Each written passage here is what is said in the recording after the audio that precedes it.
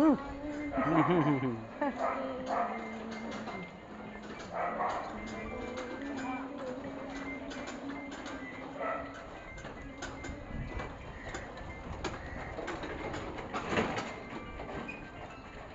बात, तुम बंजे बहुत।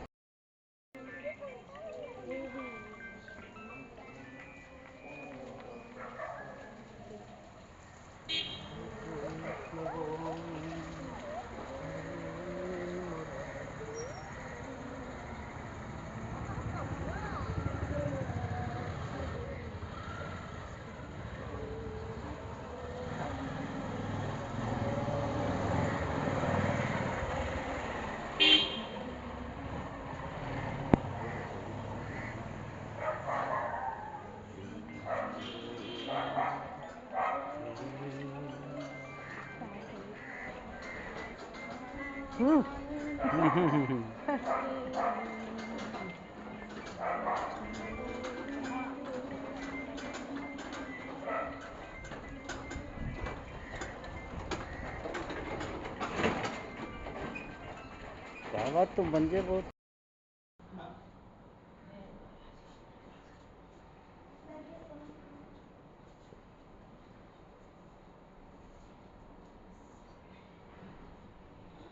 नमः शंभवाय च मयोभवाय च नमः शंकराय च महेश्वराय च नमः शिवाय च शिवतराय च नमः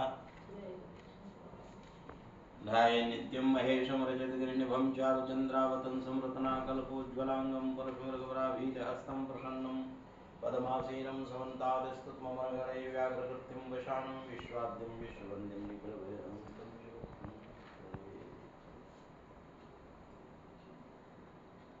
जैसे निम्नगानां यथा गंगा देवानां अच्युतो यथा वैष्णवानां यथा शंभु पुराणानां इदं महा। जैसे नदियों में गंगा उत्तम है, देवों में भगवान विष्णु श्रेष्ठ, जैसे वैष्णवों में भगवान के भक्तों में भगवान भोलेनाथ सबसे पहले अग्रसर। तो आज उनके भगवान की कथा प्रारंभ होने जा रही है। भगवान शिव के सामने हम लोग खड़े हैं। भगवान शिव भगवान की कथा सुनने के लिए अवश्य ही पधारेंगे। ये जो महत्व जो भागवत भगवान है, भागवत ग्रंथ है, ये पुराणों में तिलक है, सम्राट। बोलिए भागवत भगवान की जय। आज भगवान के दरबार में पधारे हैं। भगवान हमारी मनोकामना पूर्ण करें और हमारा ये कथा सप्ताह ज्ञान यज्ञ सफलता की ओर पहुंचे। हर हर महादेव।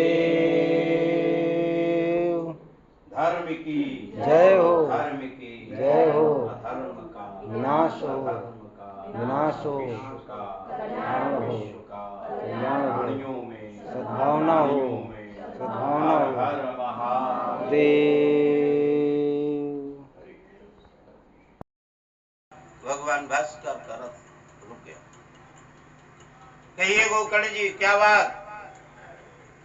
प्रभु मेरा भाई धुंधुकारी प्रेतत्व को प्राप्त है, मुक्ति का साधन बताएं।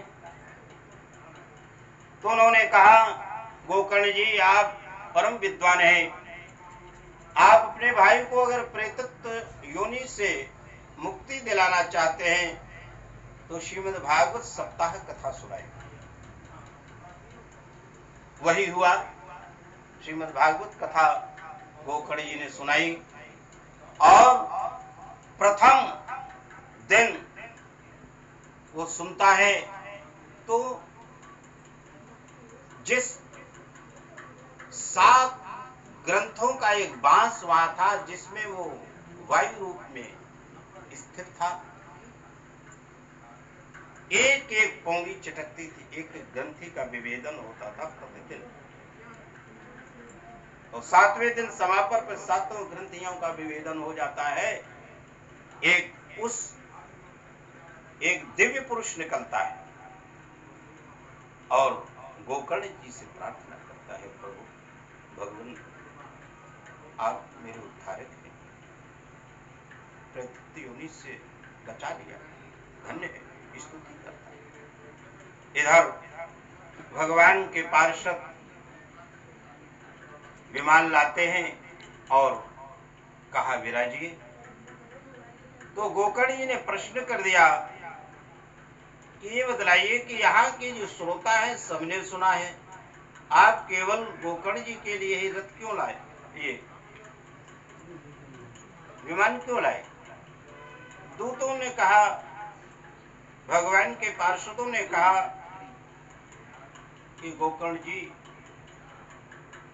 कथा श्रवण भेद होने के कारण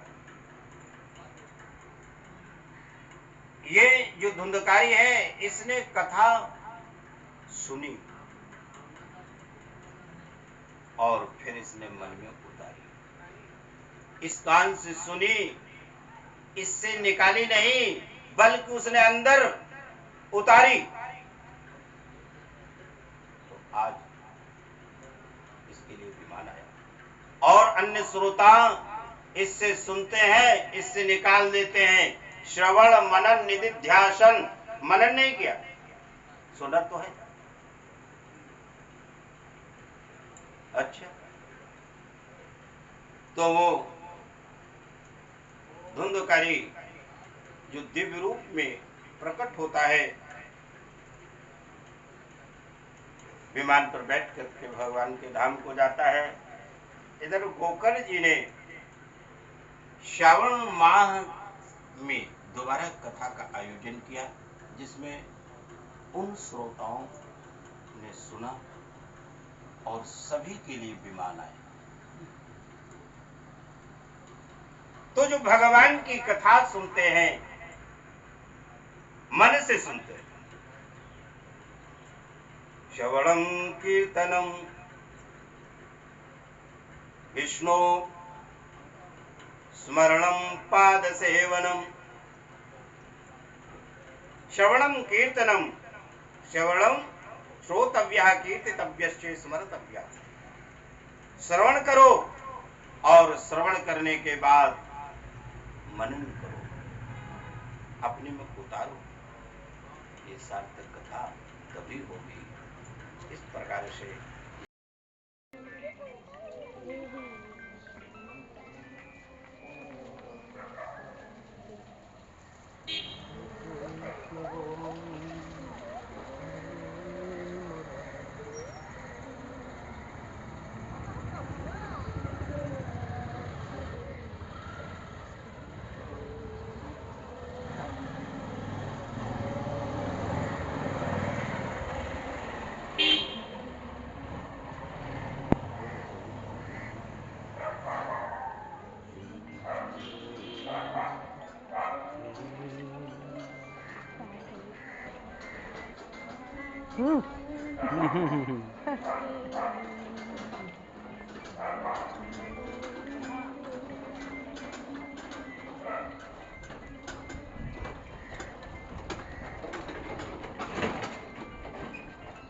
क्या बात, तो बंजे बहुत